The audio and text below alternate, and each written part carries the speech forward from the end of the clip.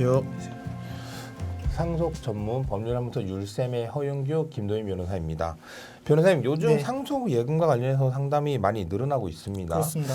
사실 은행에서는 이제 상속 예금을 달라고 하면은 네. 이 모든 공동 상속인들의 동의서를 받아오라고 하는 경우가 많은데요. 그렇죠. 예. 이게 법적으로만 따지면 네. 상속 예금은 가분 채권이기 때문에 네. 사실 상속과 동시에 상속인들에게 법적 상속분대로 분할이 되잖아요. 네. 그러면 이제 본인 몫은 그냥 달라고 할 수 있는 건데 당연히 그래야 됩니다. 이게 은행에서는 약간 과도한 조금 조치를 하는 것 같습니다. 네, 법리상으로는 당연히 주어야 되는 것이 맞는데 네. 은행들이 이제 쉽게 지급을 하지 않고 있죠.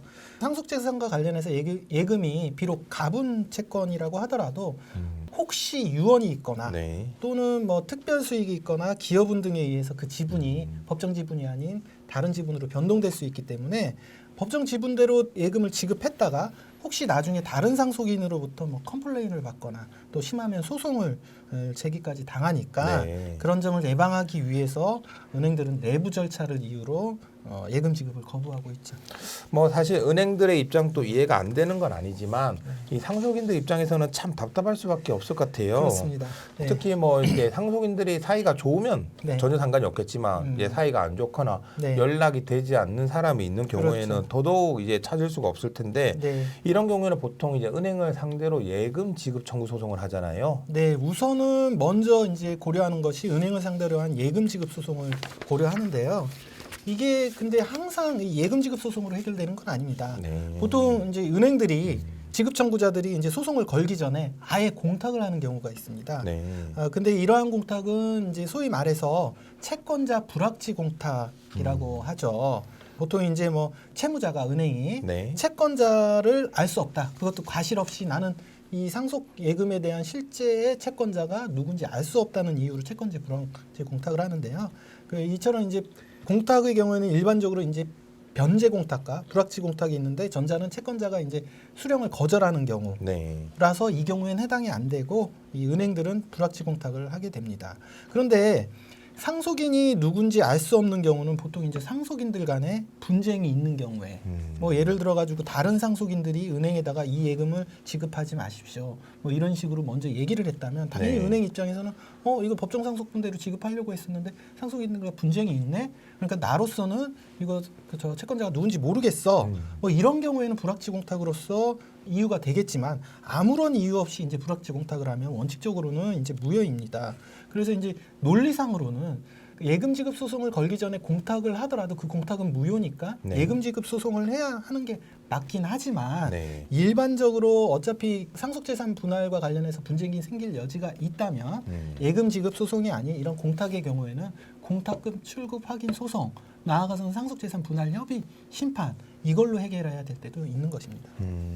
근데 변호사님 뭐 은행이 공탁하지 않은 상태에서 네. 그러니까 상속인의 예금 지급 청구를 하니까 네. 그 이후에 은행이 공탁을 하는 경우도 있잖아요. 네, 그렇습니다. 이런 경우에는 이제 기왕에 예금 지급 소송을 제기를 했으니까 네. 해당 소송 내에서 아까 말씀드렸던 불확지 공탁이 무효다 이런 주장을 해서 무효로 인정받게 되면은 은행을 상대로 예금 지급을 승소하게 되면 네. 공탁이 이제 무효가 되고 은행은 이제 예금을 지급해야 되지만 이런 경우에도 이제 경우에 따라서는 은행의 공탁이 유효한 경우도 있을 수 있으니까 네. 케이스 바이 케이스에 따라서 해당 소송 어떤 소송으로 갈 것인지 결정을 해야 될 겁니다.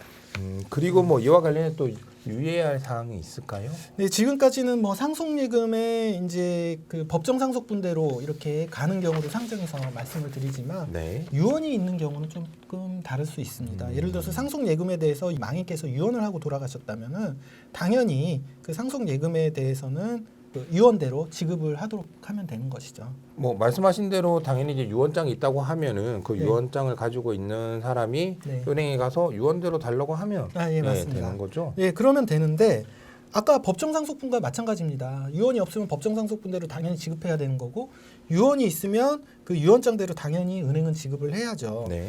그래서 이제 실무에서 보면 보통 이런 유언장, 특히 이제 공중유언은 그 유언의 무효가 되기가 어려우니까 네. 공중유언장을 가지고 은행에 가면은 실제로 지급을 그대로 해주시는 경우도 많이 있습니다. 은행에서. 네.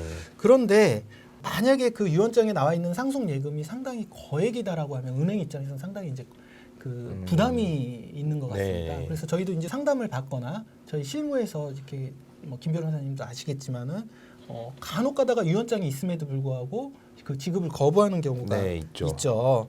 그래서 그 은행이 제시하는 주된 이유가 유언 같은 경우에는 언제든지 철회가 가능하다는 그 네. 조항 때문에 야 내가 제시받은 이 유언장 말고 이 이후에 다른 유언이 있을 수도 있잖아.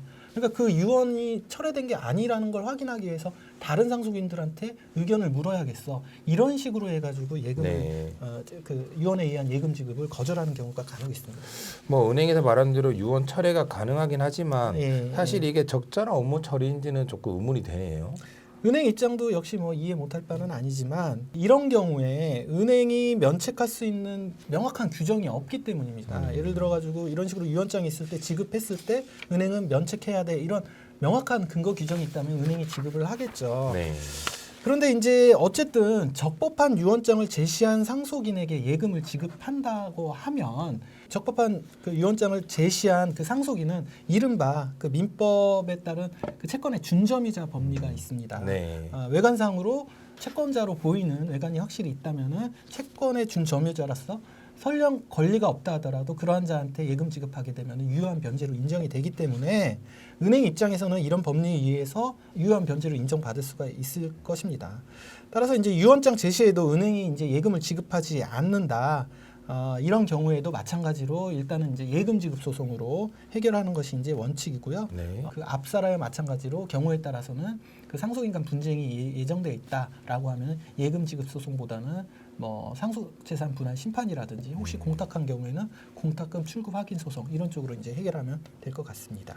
사실 뭐 예금 같은 경우에는 상속 지분대로 받으면 된다. 유언이 있으면 유언대로 받으면 된다라고 생각을 네. 했는데 이게 간단한 사안이 아니군요. 네, 상당히 케이스가 많이 이렇게 여러 가지로 발생을 하기 때문에 좀 주의를 요합니다. 네.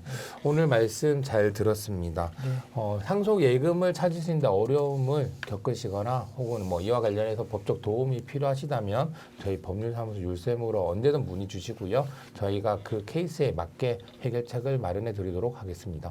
저희는 다음 영상에서 또 찾아뵙겠습니다. 감사합니다.